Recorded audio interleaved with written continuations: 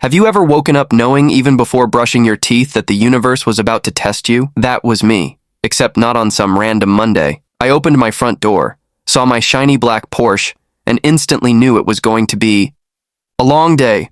4 tires slashed, windshield smeared with paint, and a threatening note taped under the wiper, typed in all caps with a local HOA logo stamped in the corner. Welcome to Westridge.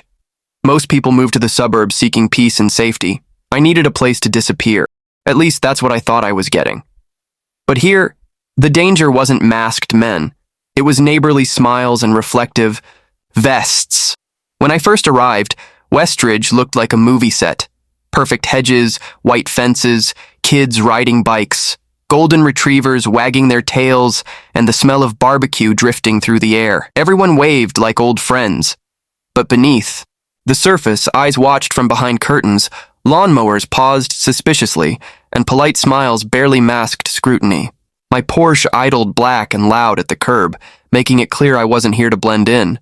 And I wasn't. I'm a US Marshal, working undercover on cases the public never hears about, and I rely on routine and predictability. Westridge promised that, but experience taught me that evil often hides behind manicured lawns. The neighborhood's subtle patterns, the watchful gazes, the long silences at the mailbox, extra cameras pointed my way, gave it all away. 3 days in, while unpacking, I found a note on my windshield, a parking violation final warning, unsigned but with the HOA Eagle logo. The message was clear.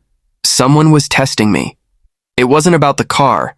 It was about control. I checked the HOA rules and found nothing about parking restrictions on the street for homeowners, so the whole thing was a power play. Most would have backed down, but I logged every detail. Photos, times, even how the note curled in the wind. Because in my world, escalation always leaves a trace. 2 days later, 3 men showed up wearing cheap navy vests labeled HOA enforcement. No badges, just mirrored sunglasses and tattoos, going door to door, tapping on tablets, trying to intimidate neighbors. One even taunted me loudly by my Porsche. That's when I dug deeper. HOA directories, board minutes, complaints.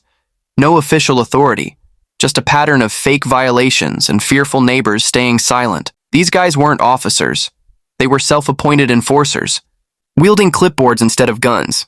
Then the real harassment began. More vandalism, slashed tires, paint on the windshield, and another threatening note. That's when I stopped being just a neighbor and became a marshal again. I logged everything, remembered a dark green pickup, lurking the night before, and stayed calm and focused. The more they pushed, the clearer things became. I went on the offensive, pulling law enforcement databases, running facial recognition on doorbell footage shared by neighbors. The ringleader, Randall Bishop, was a convicted felon with a history of impersonating cops. His muscle, Joey Manners, was a fired security guard known for brutality. The third was a nobody, just eager to play tough guy. Turns out I wasn't their first target.